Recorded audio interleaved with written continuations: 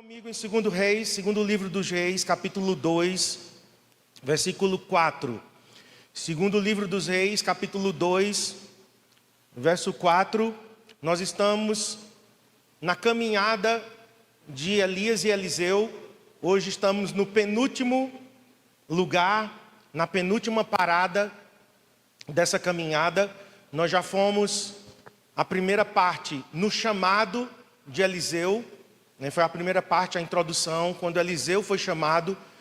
E depois fomos para a primeira cidade, que foi Gilgal, o primeiro lugar, que foi de onde partiu essa caminhada, para que Elias fosse levado para o céu.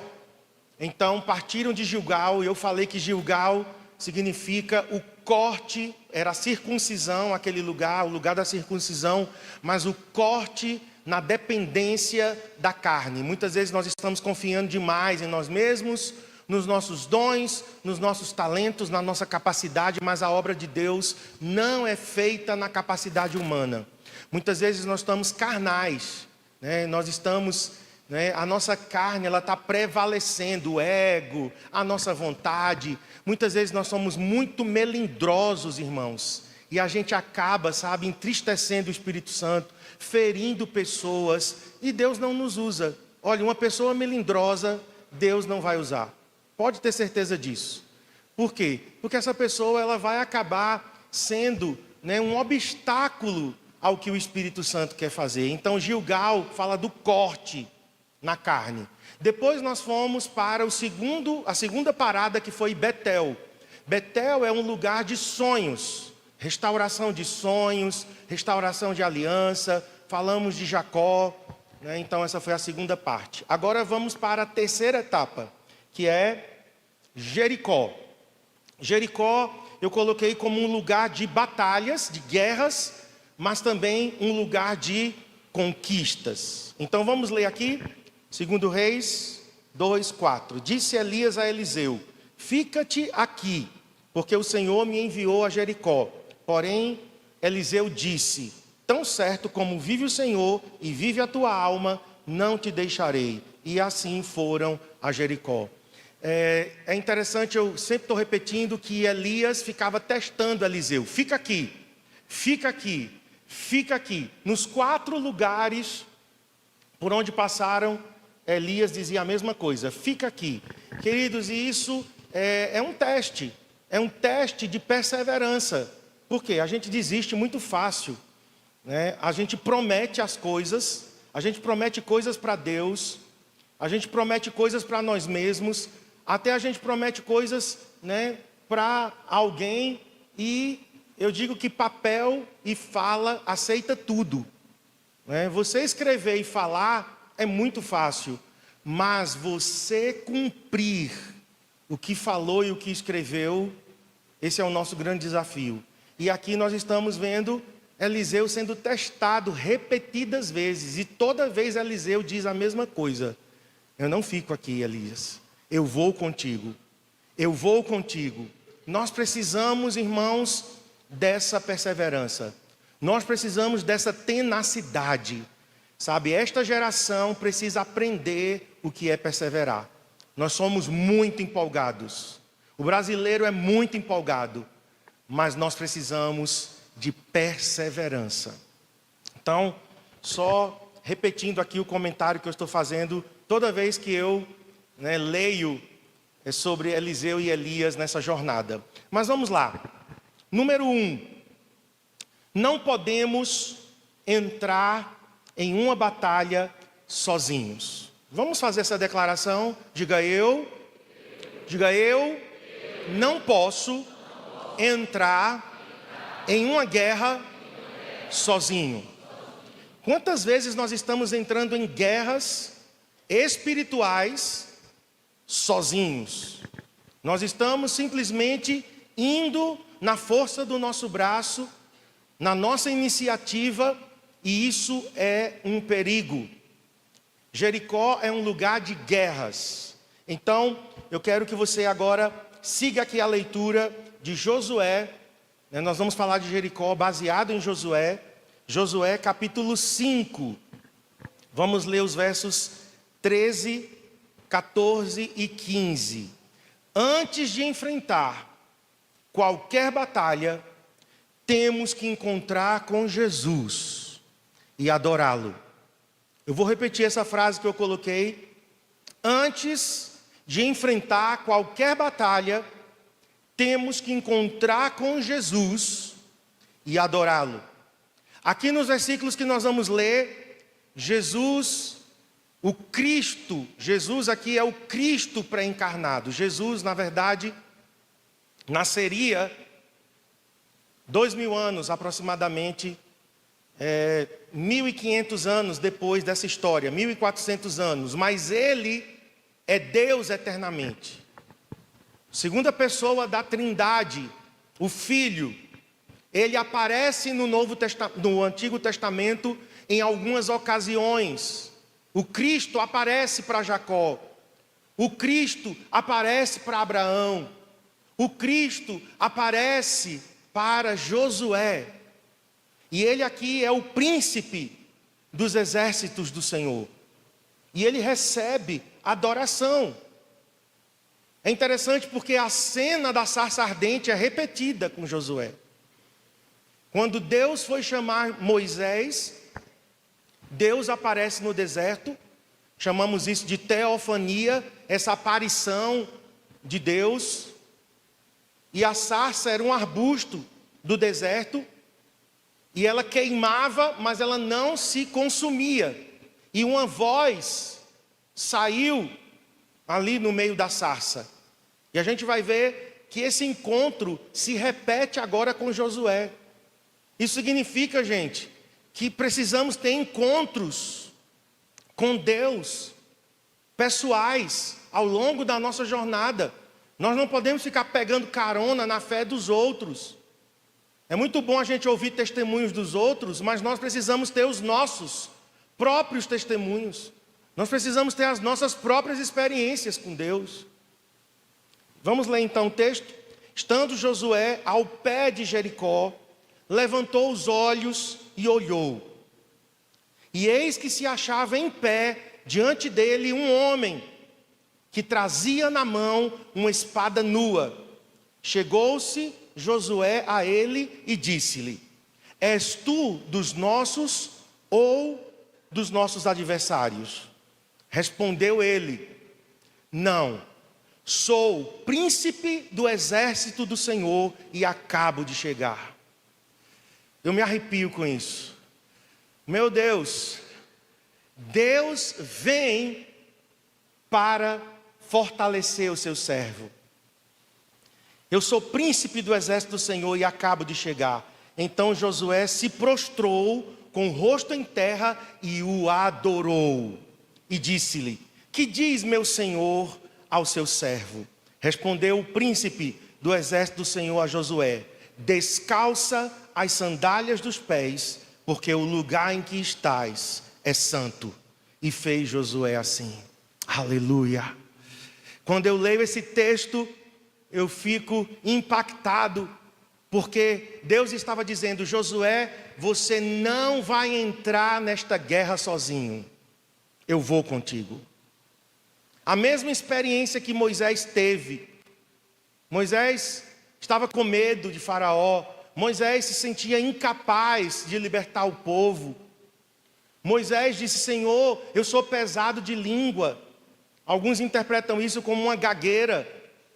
Senhor, eu não falo desimpedidamente. Como é que eu vou libertar esse povo? Então o Senhor se revela na sarça ardente, fortalecendo Moisés, dando a Moisés um chamado, uma missão, um encargo. Agora, gente, o sucessor de Moisés, Josué. Josué era um guerreiro. A gente encontra Josué guerreando. Em Êxodo, por exemplo, quando Moisés estava em cima, no cume do monte, com Arão e Hur, levantando as mãos de Moisés, quem estava lá embaixo, lutando contra Amaleque, era Josué. Josué era um homem de guerra. Mas os melhores guerreiros podem fracassar. Os melhores crentes podem fracassar, se forem na sua própria força. Se forem de cara limpa, querendo enfrentar o inimigo, sem estar respaldado pelo Senhor. Por isso que Deus vem ao encontro de Josué. Josué, você não vai entrar nessa guerra sozinho. Ele já estava ao pé de Jericó, diz aqui o verso 13, bem próximo de entrar naquela cidade. E então, olha e vê aquele guerreiro com a espada desembainhada. Era Jesus ali, era Cristo, na verdade. Jesus é a forma humana, né? Eu estou falando de Jesus, mas na verdade é o Cristo pré-encarnado. O Filho de Deus vem de forma visível, como guerreiro. Josué era um guerreiro, mas ele precisava de alguém mais forte que ele. E nos evangelhos, Jesus conta uma parábola, uma história. E Jesus disse, olha, uma casa que está dominada pelo valente. Uma casa que está debaixo do controle, do domínio de um valente. Tem que vir um mais valente para destroná-lo. Jesus estava se referindo a ele mesmo. Ele é o homem forte, ele é o mais valente. Amém? Por isso que nós não temos medo das ameaças do inimigo, porque nós não estamos indo de peito aberto, nós não estamos indo na nossa força, nós estamos indo na força do Senhor. Meus queridos, a obra de Deus é espiritual. Liderar uma célula é espiritual. Liderar um ministério é espiritual. Servir em um ministério é espiritual. E por que nós estamos fazendo as coisas como se fossem meramente humanas? Não estamos enxergando com os olhos de Deus. Você vai evangelizar e você acha que isso é normal, natural, humano. Evangelização envolve guerra espiritual. As pessoas estão presas, cegas.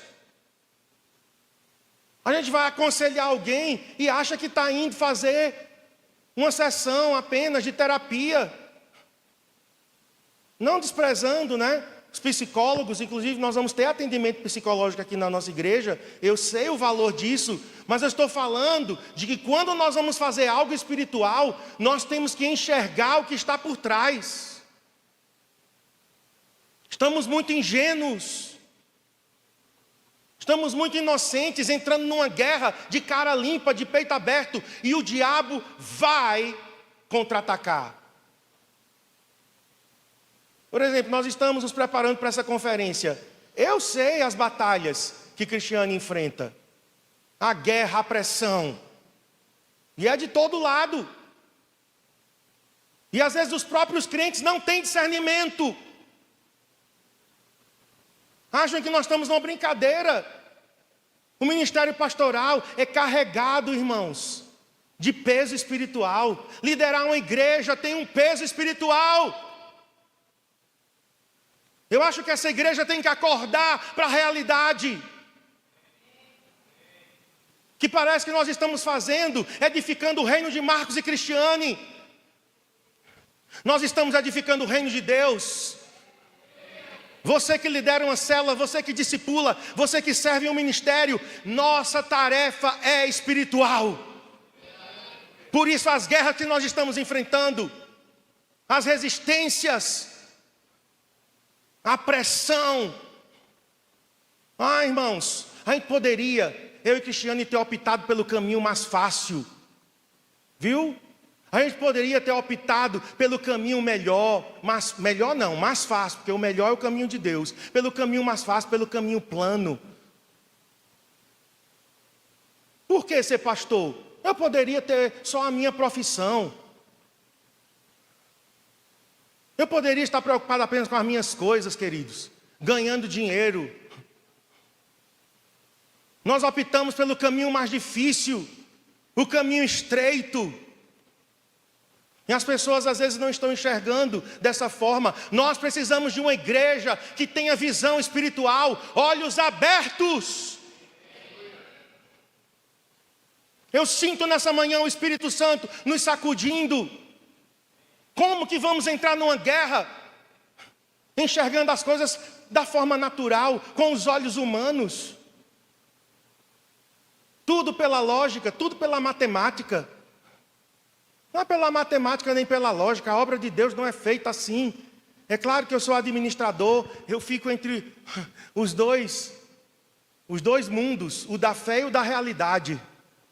Eu faço orçamento, por exemplo, vamos fazer a conferência de mulheres, vamos fazer escola de adoradores, eu faço um orçamento. Eu sei quanto nós vamos precisar. Isso é a realidade, mas eu sei que no mundo espiritual as coisas podem acontecer de forma milagrosa. Então eu transito entre as duas realidades, é fé e realidade. Não é fácil, porque a mente de um administrador, Cristiane, olha, vai ter esse gasto, esse. Quando soma, que a gente vê o valor total, a gente se assusta. Mas eu sei que a obra de Deus é feita de forma espiritual também. É real, é orçamento, é administração, mas também é espiritual. É também não, é essencialmente espiritual. É primeiro espiritual, é na oração e no jejum. E a pergunta é, por que nós estamos fazendo a obra de Deus de forma humana apenas? Com a mentalidade apenas humana nas coisas aqui da terra, buscando explicação lógica para tudo. É na força do nosso braço, é no nosso sentimento, é quando eu tenho vontade. As grandes coisas não foram feitas apenas por pessoas que tiveram vontade. As grandes coisas foram feitas por pessoas que foram determinadas, que perseveraram, que seguiram em frente, mesmo sem vontade. Então, por isso que o Senhor vem ao encontro de Josué, com a espada desembainhada. Eu gosto disso. A espada não estava na bainha. Jesus vem com a espada nua, dizendo, olha, você vai entrar em Jericó e você vai conquistar essa terra, Josué. Agora, se fosse um anjo qualquer aqui, que alguém pode dizer, mas não está dizendo aqui que é o Senhor. Aqui tem uma coisa que diz que é o Senhor. Não sei se você observou. Um detalhezinho aqui. Qual é? Se fosse um anjo, Josué não teria o quê? Se ajoelhado diante do anjo para adorá-lo. Anjos não recebem adoração. Se Josué se prostrou e adorou, é porque ali era o Senhor. E o Senhor fala, descalça as sandálias dos pés, porque o lugar em que estás é santo. E Josué fez assim. Então, a garantia, irmãos, de que iremos prevalecer em uma batalha é se nós estamos obedecendo ao que Deus mandou que fizéssemos. Eu tenho dito isso ao Senhor, Senhor, eu preciso do teu respaldo. Eu e Cristiane precisamos ser respaldados pelo Senhor. Porque algumas pessoas podem duvidar da nossa direção. Realmente será que é para fazer isso? Será que é para liderar a igreja dessa forma? Será que o caminho de ser uma igreja em células não é o mais difícil, não? E discipulado, pastor, dá muito trabalho. É verdade, gente, é verdade. Eu poderia só ser um pastor de púlpito. Pregar, descer do púlpito, oi gente, tchau. E cada um que se vire. Mas nós não somos. Nós não conseguimos ser dessa linha. Não tem como. Nós temos um chamado de Deus, nós temos um peso de Deus. Então eu tenho dito, Senhor, nos respalde. Mostra a esse povo, Senhor, que o Senhor está conosco. Porque quando Deus nos respalda, eu não preciso me defender, eu não preciso me justificar, eu não preciso responder críticas. Agora, a garantia é o Senhor respaldar. Josué 6:2 agora. Agora já é o seguinte, né? O capítulo seguinte. Então disse o Senhor a Josué.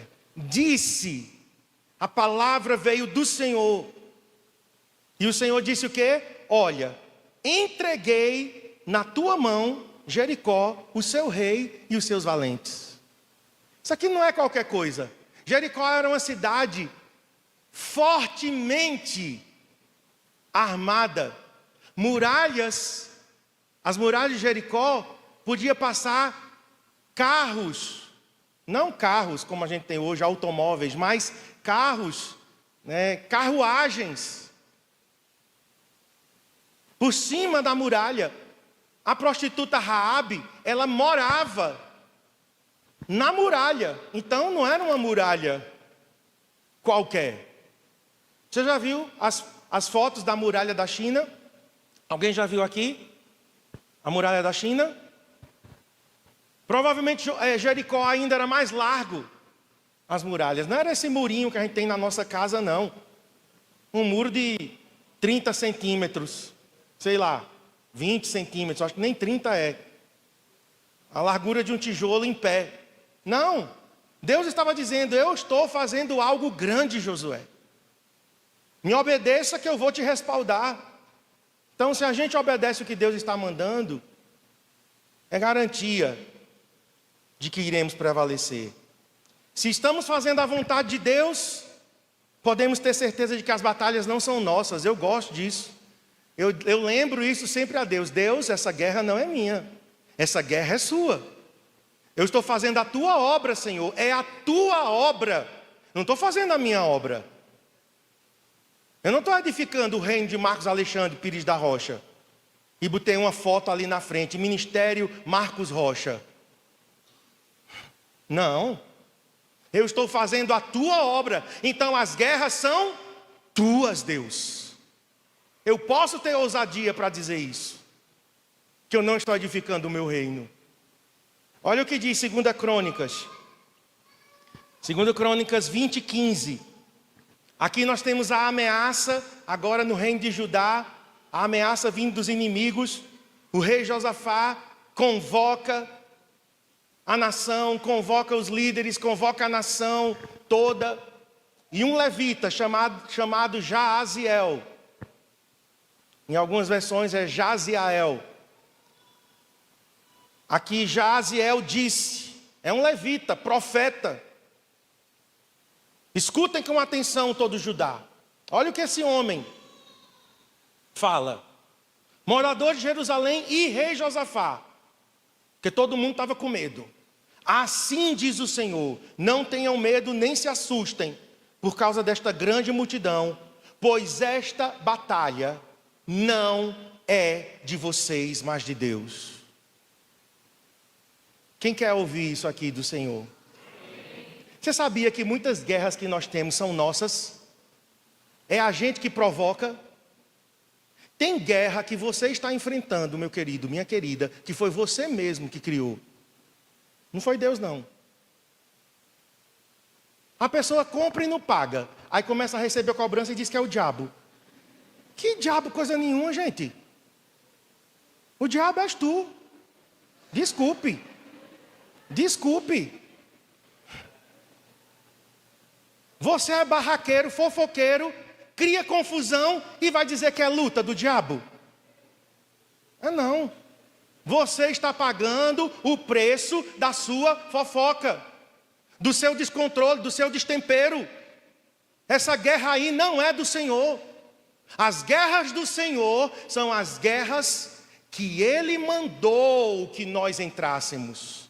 Em prol dEle, do reino dEle, de vidas, de famílias. Você acha que é fácil a gente batalhar por famílias nessa época?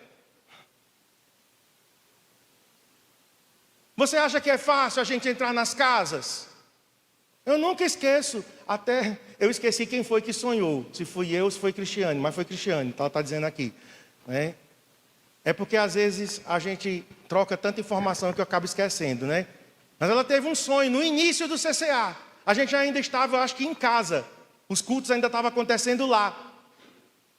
É onde Adriel e Bia estão morando e tem na parte ali da frente, onde tem a cisterna, né, uma área ali, não construída. E nós estávamos ali colhendo frutos no chão, maduros, e colocando dentro de cestos, de baldes. Os frutos estavam tão maduros que a gente não precisava nem colher no pé, enchendo baldes. E entrava um homem, entrava um endemoniado, era o próprio diabo, enfurecido: parem de entrar nas casas. A gente estava colhendo frutos no chão, o que é que tem a ver? Ele poderia dizer o quê? Pare de colher os frutos. Não, ele disse: pare de entrar nas casas, eu odeio que vocês entrem nas casas. Aí você não entende por que essa luta para a tua célula crescer e multiplicar. Está aí a explicação. Porque o nosso ministério é espiritual. Nós estamos invadindo o território do inimigo. Onde é que as lutas estão começando? Onde é que as guerras estão começando? Dentro das casas. Tudo que a sociedade hoje está vivendo começou dentro de casa. Por isso que as células é um ministério tão odiado. Tanta crítica, gente, para o ministério em células. O CCA é criticado por ser uma igreja em células. O CCA é criticado por sermos uma igreja que cuida das pessoas. Tem igrejas em Garanhuns que nos consideram como seita. Sabia? Uma pessoa essa semana me procurou: pastor, por que o batismo do CCA não é aceito em tal igreja? A gente aceita os batismos, exceto de crianças e exceto o batismo que foi feito, sem novo nascimento. Ou a pessoa se batizou e a vida era toda torta, que tem igreja que batiza também assim, a vida toda troncha e batiza a pessoa. Aí a gente rebatiza. Mas exceto esses casos, até os batismos por aspersão, nós aceitamos.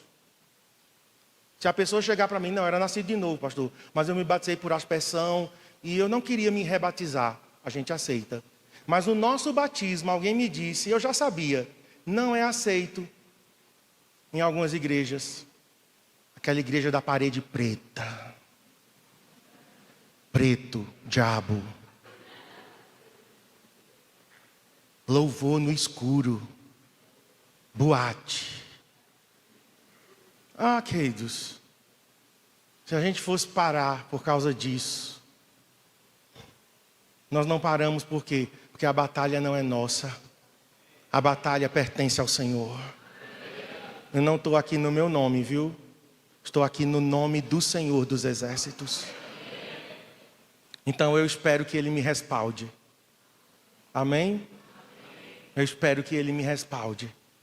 Então, esse levita diz isso: a batalha não é de vocês, mas de Deus. Se o Senhor não for conosco, a gente tem que ter essa frase. Coloca aí: se o Senhor não for conosco, não iremos. Vamos dizer essa frase para o Senhor. Diga: Senhor, se o Senhor não for comigo, eu não vou. Mas de quem é essa frase? De Moisés. Vamos ler Êxodo 33. Primeiro é Deus falando. Deus tem senso de humor. Deus, Ele testa os seus servos. Deus chega para Moisés, 33:3. Aí Deus chega para Moisés e diz assim: depois que Deus fez tudo de milagres, tirou o povo do Egito, mão forte, braço poderoso, aí o Senhor se chateia com o povo. Aí o Senhor diz: Moisés, vem cá, vão para uma terra que mana leite e mel. Eu não irei no meio de vocês. É Deus falando aqui, viu? Eu não irei no meio de vocês, porque vocês são um povo teimoso, e se eu for, eu vou destruí-los. Eu tenho que tomar uma providência. Porque Deus é um Deus santo. Deus é um Deus justo. Deus é fogo consumidor. Aí Deus disse: olha, Moisés, se eu for com vocês, eu vou destruí-los. Eu não vou aceitar que o povo faça o que quer. Então eu não vou no meio de vocês. Eu vou mandar um anjo. Aqui o anjo era anjo mesmo. Era um ser criado. Eu vou mandar um anjo. Sabe qual é a resposta de Moisés? Verso 15. Será que nós estamos nesse nível de Moisés? Olha para mim, antes de ler o verso 15, olha para mim.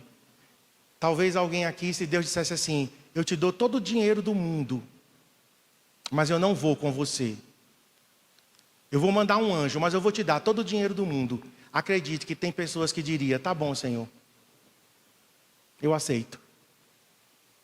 Talvez alguém aqui, se Deus dissesse assim, não, vou te dar toda a sabedoria, todos os títulos que você imaginar, eu vou abrir portas para você, oh aleluia, oh, mas eu não vou com você. Tem nada não, Senhor, manda só um anjo, tá bom.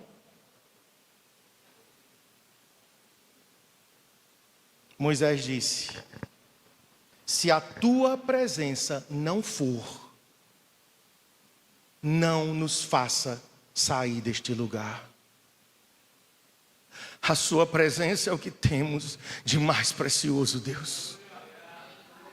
Porque se tivermos a presença, nós temos tudo.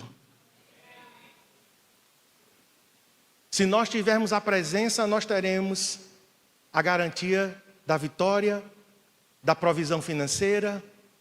Se nós tivermos a presença, porque onde está a presença significa o quê? Que Deus diz assim, eu estou aí. E onde Deus está faltando o quê, gente? Então não troque a presença de Deus por qualquer outra coisa. Não troque. Quando Deus disse a Salomão, pede, Salomão, o que quiseres. Peça o que quiser. Em uma visão, o Senhor apareceu para Salomão. E Salomão disse, Deus, eu quero você. Ele disse sabedoria. Mas sabedoria, no Antigo Testamento, dependendo do caso, era o próprio Deus. Eu quero o Senhor. Sabe qual foi a resposta de Deus? Eu vou me dar a você. Eu vou me presentear a você. Você vai receber toda a sabedoria que você precisa. Você vai ser a pessoa mais sábia que já existiu.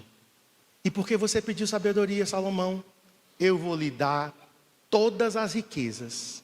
Eu vou lhe dar todo o exército. Eu vou lhe dar carros e cavaleiros. Eu vou lhe dar tudo o que você precisa. Porque você pediu a coisa, a pessoa certa. Amém? O que é que você está pedindo a Deus? Vamos lá. Vamos lá, pense comigo. Estou pedindo sucesso. Eu estou pedindo dinheiro. Eu estou pedindo provisão financeira. Eu estou pedindo milagre no meu casamento. Eu estou pedindo. Mas tu pediste a presença? Você já pediu a pessoa dele? Deus quer que o desejemos mais do que suas bênçãos. Porque se tivermos o abençoador, teremos o pacote completo. Mas se você só quiser as bênçãos, pode ser que Deus diga, eu vou te dar a bênção, mas eu não vou com você. Você sabia, queridos, Deus falou isso comigo a respeito de uma pessoa, há muitos anos atrás. A pessoa pediu, insistiu. E Deus me disse naquela época, eu vou dar o que ele está pedindo, mas o que ele está pedindo vai destruir ele. Salmo 106 foi o que Deus me disse na época. Deixa eu só confirmar aqui. Não está aqui no meu esboço, mas eu lembrei desse versículo, porque talvez alguém aqui está pedindo uma coisa, insistindo em uma coisa, que Deus não quer.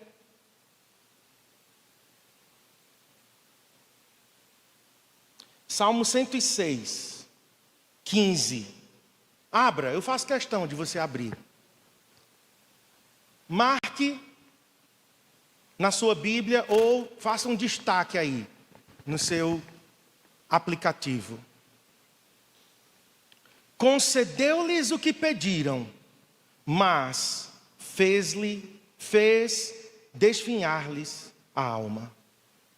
Concedeu-lhes o que pediram, mas fez definhar-lhes a alma. É sério ou não, gente, isso? Entendeu? Eu vou tornar mais claro para quem não entendeu, para quem está se fazendo aqui que não entendeu. Há pedidos que Deus responde. Você insistiu tanto que Deus vai te dar o que você quer. Mas a tua alma vai secar. Por quê? Porque aquele pedido tomou o lugar de Deus na tua vida. Então, muito cuidado. Muito cuidado com o que você está pedindo. Porque o Senhor tem que ser mais importante na tua vida. Entenderam aí? Vamos agora para o número 2. Então, o primeiro é, não entre numa guerra sem Deus. A presença dele é imprescindível. 2, para cada avanço nosso, uma resistência maior. As pessoas acham que a coisa vai facilitar. Nesta manhã, eu sou coach aqui.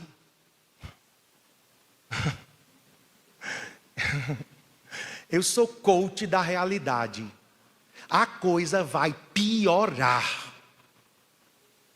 A guerra vai se intensificar. Eu não estou falando de piorar dentro de nós, não. Porque com a presença de Deus, eu estou garantido. Eu estou falando das coisas ao nosso redor. Se você acha que este mundo vai melhorar, a Bíblia diz que as trevas cobrem a terra e a escuridão cobrem os povos, mas para nós que tememos o Senhor, nascerá luz nas trevas. Esse mundo não vai melhorar, querido. A pressão não vai diminuir. As dores de parto vão aumentar, e vão aumentar, e vão aumentar. Nós estamos no princípio das dores. A pandemia foi só uma amostrazinha do que virá e de como a humanidade vai se comportar. Vocês viram como nós nos comportamos na pandemia? Tu te lembras como foi que tu te comportaste na pandemia? Se não, eu vou te lembrar. Todo mundo se intocou dentro de casa, sabe para quê? Para salvar a própria pele, porque ninguém queria morrer. Sim ou não? Então, o que o diabo disse de Jó, Satanás chegou para Deus e disse: Deus, pele por pele, o homem fará de tudo para salvar a sua própria vida. O egoísmo faz parte da humanidade. Todo mundo dentro de casa. Gente, eu lembro da minha ilusão. Iludido, ô coitado. Pastor é besta. Ô povo besta é pastor. Porque eu dizia assim, não vai durar 15 dias. E quando a gente voltar, vai ser uma festa tão grande, porque o povo está com saudade. Passou 1 mês, 2, 3, 4 meses, e teve gente que até hoje não voltou. 6 anos depois. Eu lembro o primeiro culto, a volta, a pregação era o retorno.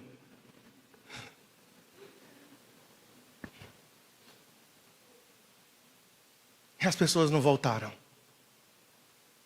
E todo mundo com medo. E eu implorando, gente, tem tapete lá na frente com álcool em gel, tem não sei o quê, tem máscara, está tudo distanciado, a gente tem limite, inscrição. Oxe, pastor, tu estás querendo nos matar, é?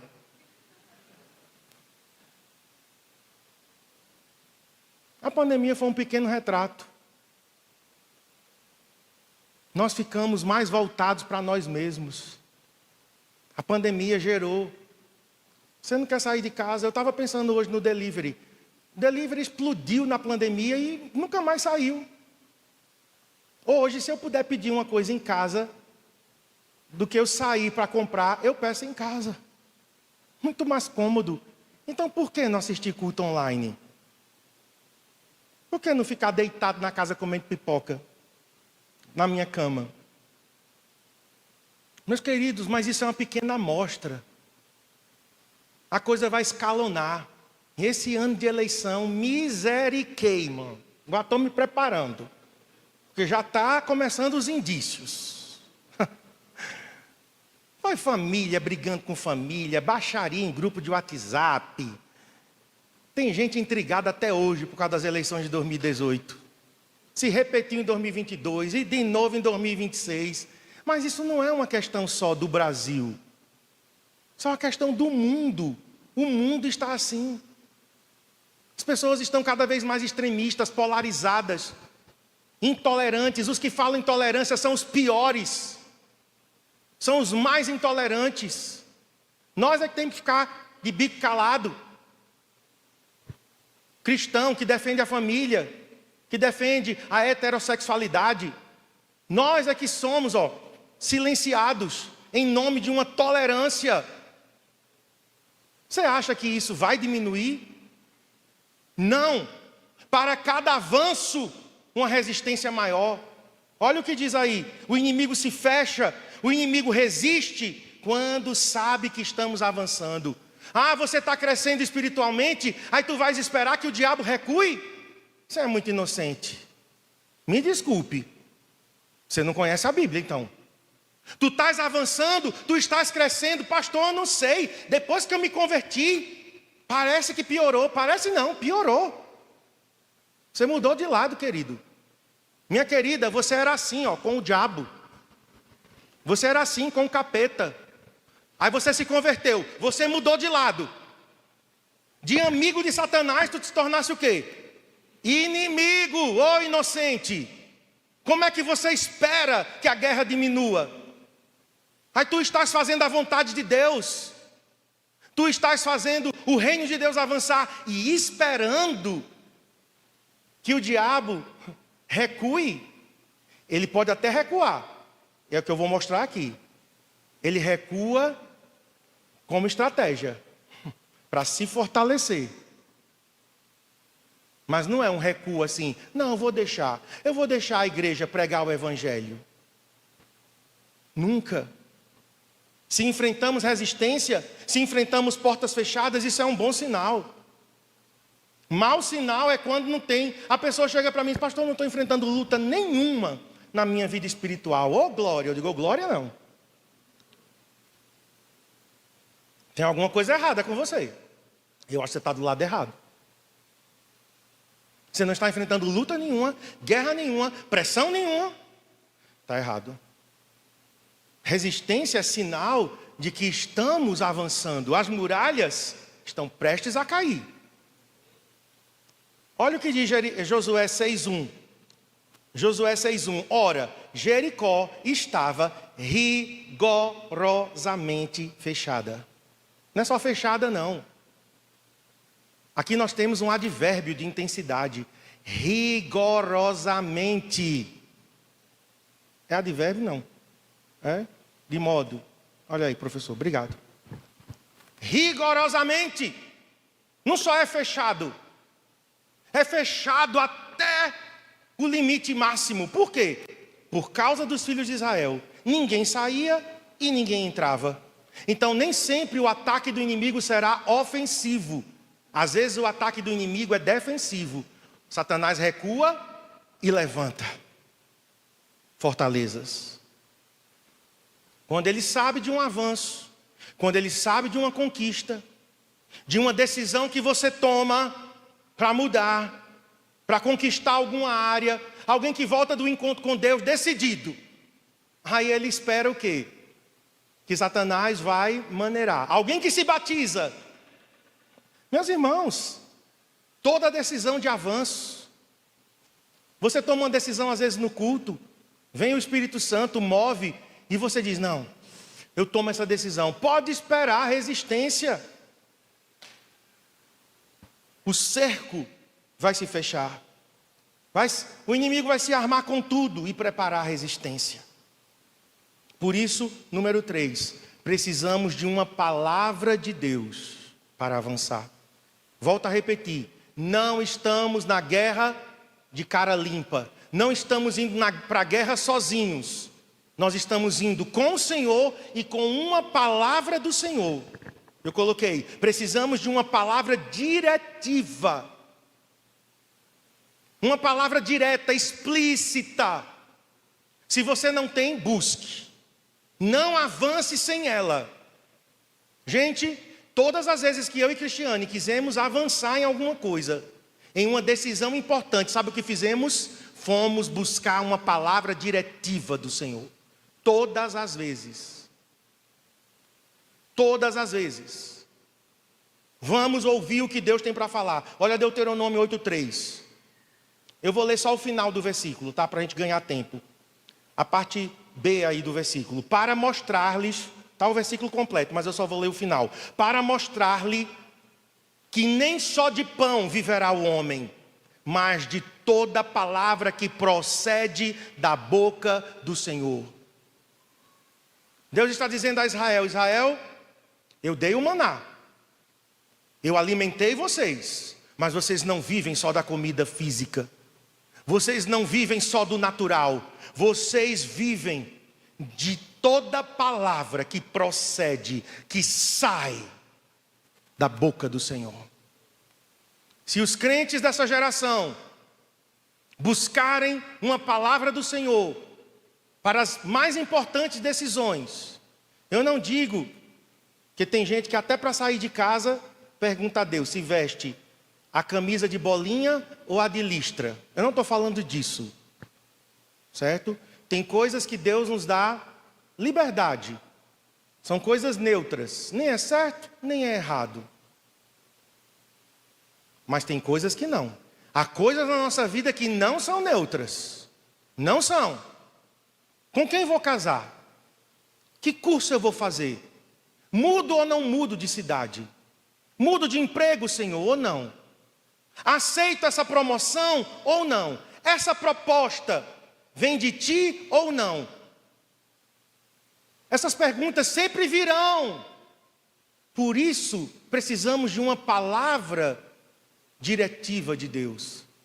E você precisa parar para ouvir Deus.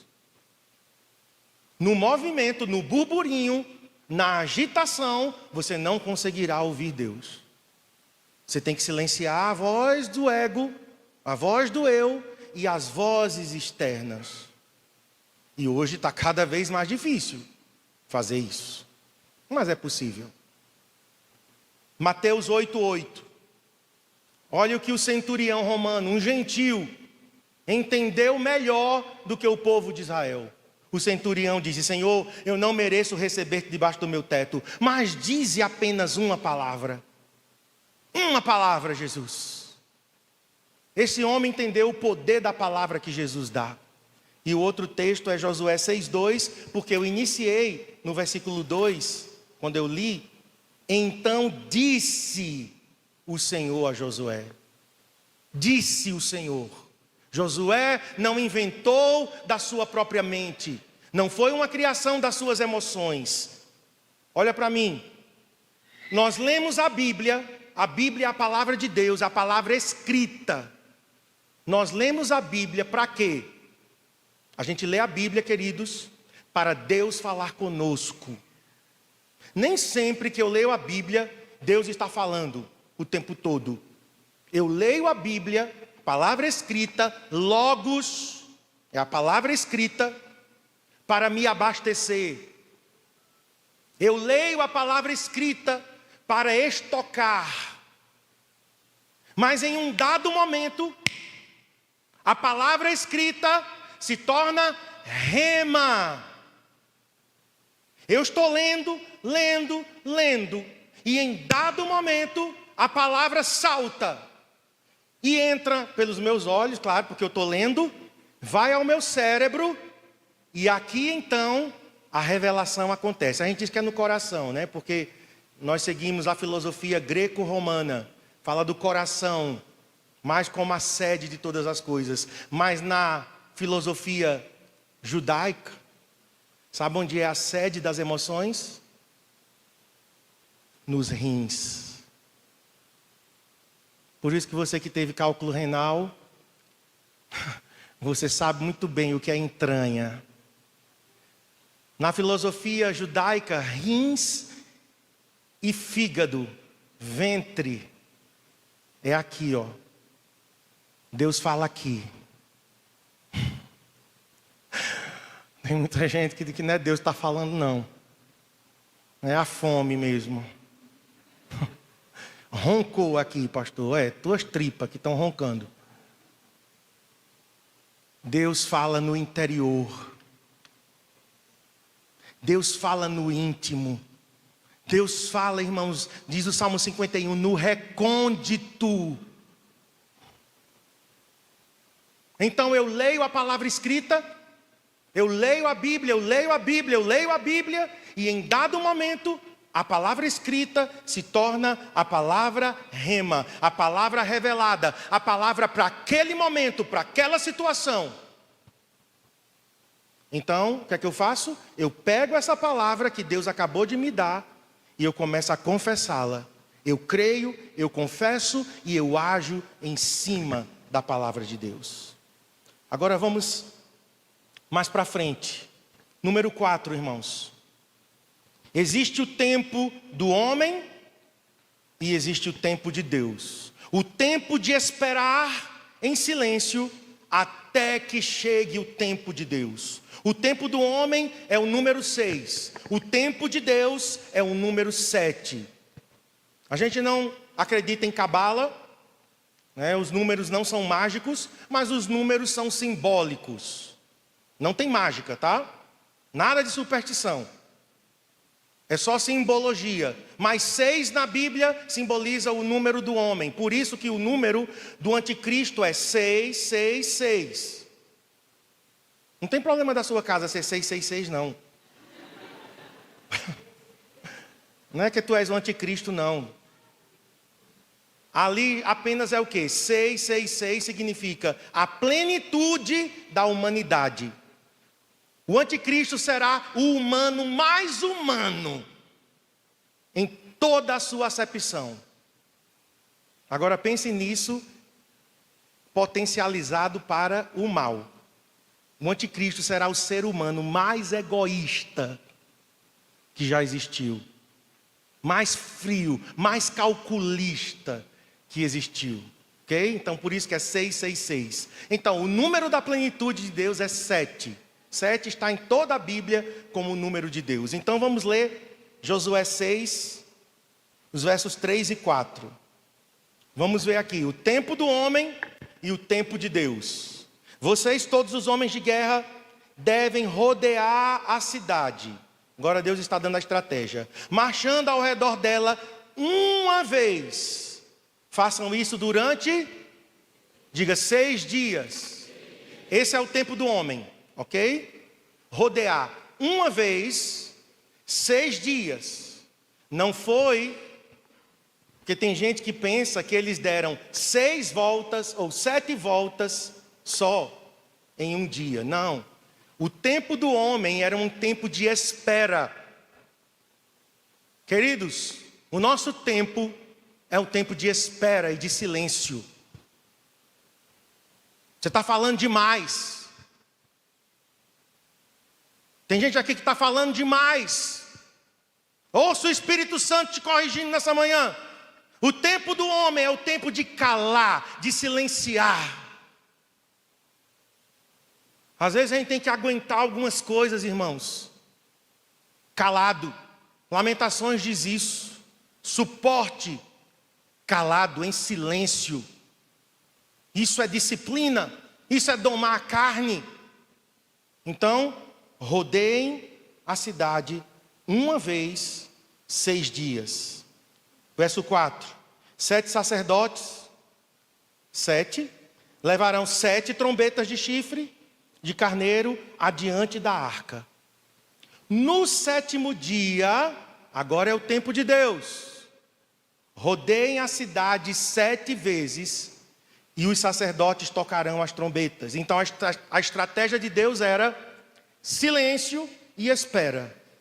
Vocês vão caminhar uma vez por dia em silêncio, sem falar nada. Deus sabia que se eles falassem, eles estragariam o milagre que estava prestes a acontecer. Deus estava silenciando a murmuração e a incredulidade. Alguns aqui estão sofrendo porque abriram a boca demais, falaram demais, murmuraram demais. E Deus quer que você silencie. Não é fácil silenciar. Passa uma hora em silêncio para você ver a agonia que dá. A coceira que dá na língua. Às vezes o nosso local de trabalho, né? fofoca, comentários. Tem uma pessoa abençoada que ela vai na minha sala só para levar fofoca. Não comigo, com os outros. Mas aí eu fico, eita, pergunta ou não pergunto? E o que foi? E na hora o Espírito Santo, tu vai entrar nessa aí. Veja, o quanto que uma língua para ser domada custa. Às vezes, para rebater algo, comentar algo. 6 dias em silêncio. Agora vamos para o verso 10. Mas Josué tinha dado ordens ao povo, dizendo: não gritem, nem façam ouvir a sua voz, não digam uma palavra sequer, até o dia em que eu disser, gritem, então vocês gritarão. Isso é disciplina. Sem nenhum resultado por 6 dias. Estão fazendo papel de besta, eles pensando que eles não podiam falar. Imagina se eles pudessem falar. Um falando para o outro. Isso é uma bobagem. Josué está fazendo de besta. Deus não vai derrubar essas muralhas não. O que é que a gente está fazendo aqui? A gente está só se cansando. Eu não vi ainda nenhuma rachadurazinha. A gente vai ser derrotado. Silenciem. Olha essa frase de um homem de Deus chamado Roy Hicks. Ele disse: não podemos mudar o que vemos e escutamos, mas nossa recusa a falar sobre a dúvida e medo manterá nossos corações mais inclinados, alinhados ao que Deus pode fazer, ao invés daquilo que nós não podemos. Boca calada nos alinha com Deus. Gente que fala demais, reclama demais, desabafa demais. Teu desabafo muitas vezes é fofoca. Fofoca. Às vezes eu escolho até o que eu vou dizer a Cristiane. Sabia? Somos pastores, pastoreamos juntos, mas tem assuntos que eu digo, isso vai edificar Cristiane? Isso vai provocar nela que sentimento? Eu posso estar jogando lixo em cima dela. O meu desabafo, não. Deus não me dá o direito de ficar vomitando o meu desabafo, minhas frustrações. Ele me diz para eu ir para Ele. E às vezes Deus diz, agora você tem que falar com alguém. Mas geralmente, queridos, quando Deus manda a gente falar, é com a pessoa relacionada ao assunto. Deus não manda você falar com ninguém, muitas vezes, dos teus próprios assuntos. A menos que envolva um terceiro. Aí Deus diz, procure a pessoa. É isso que Deus diz nas Escrituras. Procura o teu irmão. Que irmão? O que está envolvido. Mas a maioria das vezes Deus está pedindo para a gente é silenciar. Calar a voz da incredulidade e da murmuração. Isso, queridos, número 5, é uma atitude de obediência, fé e dependência. Você rodear uma muralha uma vez, 6 dias, está gerando fé, está gerando dependência, está gerando obediência. 3 áreas que Deus quer nos amadurecer. Coloca aí, obedecer sem entender. Você não precisa entender tudo, você precisa obedecer. Abraão não entendeu tudo. Vamos pensar em Abraão. Ele não entendeu. Deus, você me prometeu, Isaac nasceu e agora o Senhor me pede para sacrificar? Eu não estou entendendo. Aí Deus diz, obedeça sem entender. Fé é confiança. Fé é confiança em Deus. Deus, eu confio no Senhor. A minha confiança está depositada em Ti. Tu és mais sábio do que eu. Tu és mais forte do que eu. Tu enxergas mais longe do que eu. Eu confio. Abraão confiou, irmãos. Abraão teve fé. Abraão, o escritor aos Hebreus diz que ele cria que era possível Deus ressuscitar Isaac dentre os mortos. Quer dizer, ele estava realmente convencido que deveria matar Isaac. Uma dependência de Deus. Porque Abraão poderia dizer, e agora? Como é que a promessa vai ser? Como é que eu vou ser pai de uma grande nação?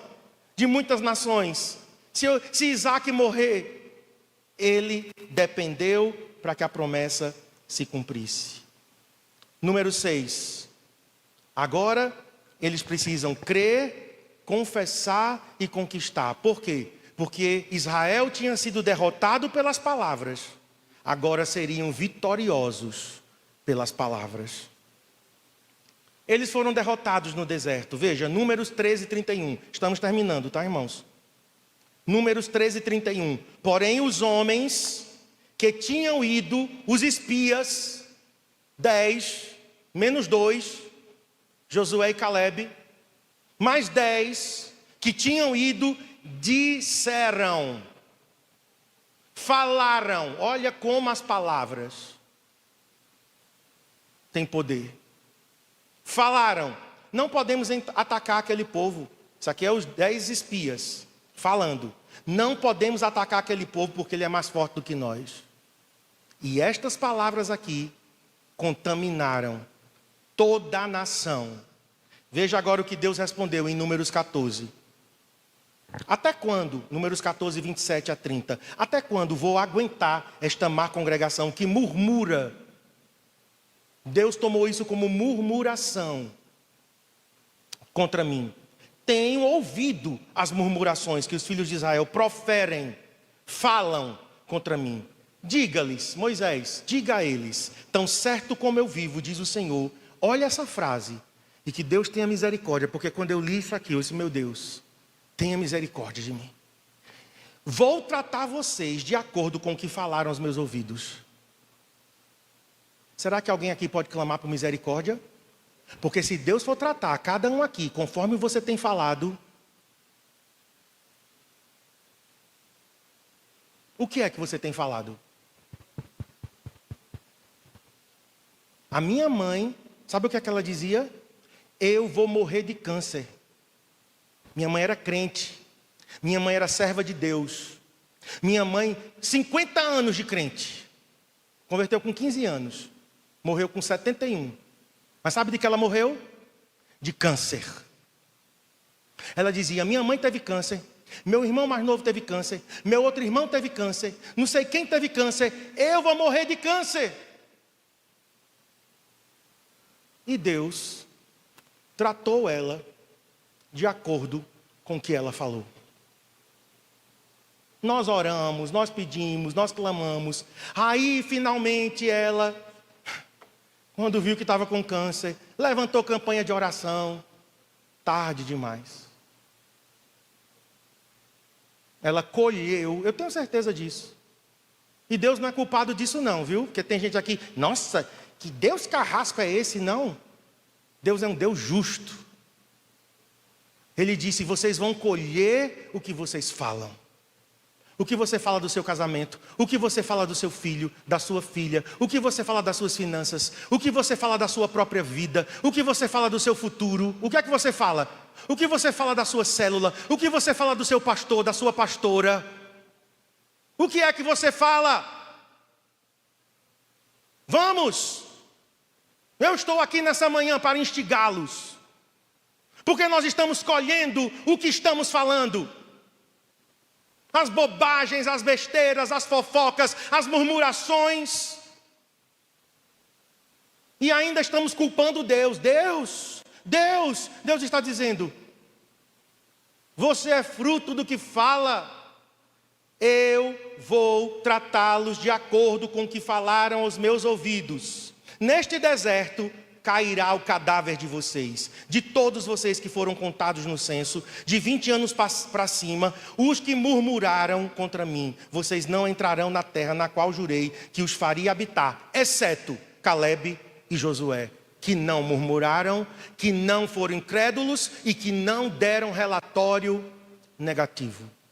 Exceto os dois, todos os outros 10 e toda a nação de Israel vai perecer neste deserto. E foi o que aconteceu. Então Deus não queria que se repetisse de novo esta derrota. Aí Deus disse, fiquem em silêncio. Josué, eu não quero que seja como foi 40 anos atrás. Agora silencia a voz da incredulidade. E no 7º dia, que é o tempo de Deus, na 7ª volta, gritem. Agora vamos terminar para a gente orar. E aconteceu, Josué 6, 16 e 20. Aconteceu que na 7ª vez, quando os sacerdotes tocavam as trombetas, Josué disse ao povo: gritem, porque o Senhor está entregando a cidade a vocês. E o verso 20, assim o povo gritou. E os sacerdotes tocaram as trombetas. Ao ouvir o som da trombeta, o povo gritou com toda força. As muralhas ruíram e o povo subiu à cidade, cada qual em frente de si, e a tomaram. Foi o grito deles que derrubou as muralhas? Você acha? Foi o grito do povo? Claro que não. O grito do povo foi apenas a expressão da voz da fé. Só isso. A voz da fé. Diante deles uma muralha intransponível e eles gritando. Isso é uma cena patética aos olhos humanos. Imagina tu diante dessa parede aqui gritando: cai! Ficou doido. Tá doida. Interna, dá diazepam, clonazepam, sei lá, Rivotril, dá uma dose aí cavalar que endoideceu. Você diante de uma parede dizendo cai. Isso é Deus quebrando o nosso ego. Para Deus dizer: a glória vai ser só minha. Exclusivamente minha. Eu não divido a minha glória com ninguém, Marcos. Ele disse isso para mim em 2020. Você achava que essa igreja era sustentada por você, por Cristiane, pela sabedoria, pelas células, pelo discipulado? Olha esse vírusinho aí, todo mundo intocado dentro de casa com medo de morrer. Agora eu te mostro quem é que faz acontecer. E eu chorando: Deus, acabou tudo, meu trabalho foi por água abaixo. Tantos anos de sacrifício. E o Senhor disse: eu vou te mostrar quem edifica a minha igreja, quem faz acontecer. É Deus, irmãos. Você pode ficar em pé agora para a gente orar?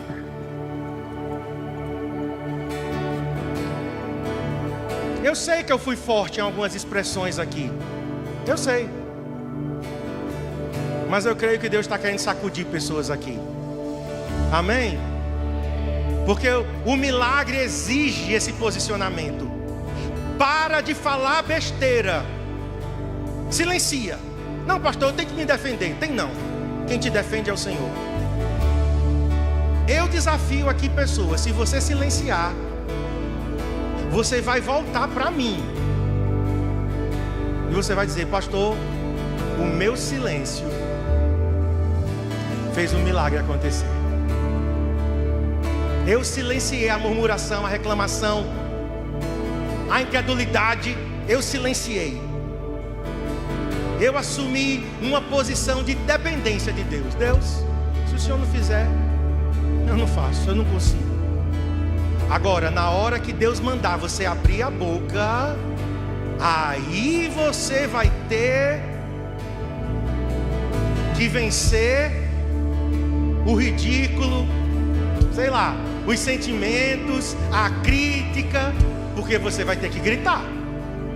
Diante de um muro, diante de uma muralha, você vai ter que gritar. Mas a estratégia é: primeiro cala. Não vamos perder esta guerra por causa das nossas palavras. Amém? Eu estou falando, queridos, de algo que Deus tratou comigo. Deus tratou comigo. Ano passado, quando eu tive problema de saúde, primeiro eu tive uma crise de coluna terrível. Depois eu descobri a glicose muito alta. E sabe, eu vejo aquele medo: eu vou morrer.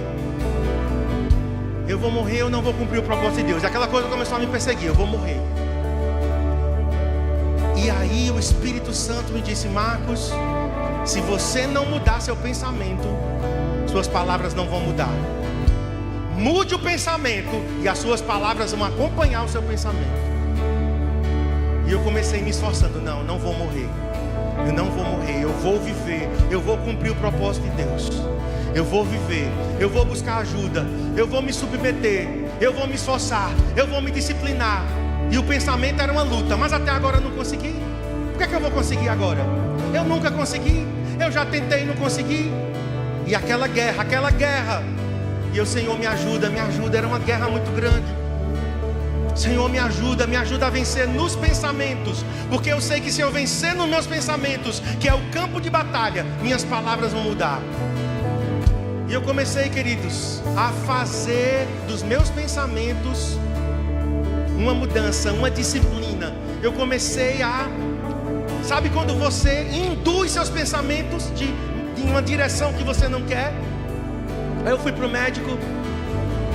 Aí passou lá aqueles remédios, insulina. E ele dizia: você vai precisar de insulina a vida toda. A última vez que eu fui agora: não, é para a vida toda. Você vai tomar até... Você não toma remédio de pressão a vida toda? Insulina é assim. Uma guerra muito grande na mente. Meu Deus, muda meus pensamentos. Porque eu sei que se meus pensamentos mudarem, minhas atitudes mudarão. Eu ia para a academia reclamando: estou vindo a pulso, é horrível, eu não queria estar aqui. Deus, mude seus pensamentos. Começa a dizer: eu estou aqui porque eu quero, eu estou aqui porque eu gosto. Ai, que coisa boa, eu estou aqui fazendo exercícios. Eu comecei a pensar de forma diferente. Esses dias eu entrei ali na academia. Nossa, que bom que eu estou vindo para aqui. Que bom, Senhor, que eu estou aqui me esforçando, exercitando. Que bom que eu estou fazendo isso para um bem maior, para a minha saúde, para eu viver muitos anos. Para eu viver muitos anos com Cristiane, até velhinho, ver Adriel e Bia, Abner casado, nossa família. Senhor, estou aqui com um propósito maior. A minha mente começou a mudar. Sabe, quando você muda o pensamento, as palavras começam a mudar. Eu ainda não estou 100% não, mas eu estou diferente. Porque antes eu ficava só pensando no negativo. Só pensando no negativo. Eita, meu Deus, quando é que termina? Ai, meu Deus, é dia de ir para a academia. Ai, está chegando a hora. Eu comecei a mudar. Estou falando isso, queridos, de uma coisa tão simples, no natural. Imagina no espiritual. Então vamos agora exercitar. Antes de você voltar para sua casa, você agora vai exercitar a fé. Silencia agora a incredulidade e começa agora só a falar as declarações de Deus. Silencia a murmuração, a reclamação. Silencia agora a voz do homem. E agora começa a declarar a promessa, a palavra, o que Deus falou, o que Deus te mostrou. Se o Senhor te deu um sonho, uma visão, se o Senhor te deu um chamado, um propósito, agora começa a falar em cima disso. Começa a falar essas muralhas em cima disso. Vamos, feche seus olhos, agora é hora de praticar. Senhor, nós estamos aqui diante, Senhor, das nossas muralhas. Nós não temos literalmente aqui uma Jericó, mas nós temos as nossas muralhas. Nós temos resistências diante dos nossos olhos. Mas agora é a hora, Senhor, de nos posicionarmos. Levanta a tua mão comigo. Levanta a tua mão comigo e começa a declarar: muralhas, muralhas, quem é você diante do poder do Deus a quem eu sirvo? Muros de resistência, quem é você diante do Deus vivo a quem eu conheço e sirvo? Muralhas, vocês cairão. É só uma questão de tempo. Não na minha força, não na minha sabedoria, mas na força do Senhor. Você cairá, como Jericó caiu diante de Josué e dos filhos de Israel. Diga: eu tenho uma palavra de Deus. Eu tenho Jesus comigo, o príncipe dos exércitos do Senhor. O Senhor está comigo como poderoso guerreiro. Eu tenho uma palavra de Deus.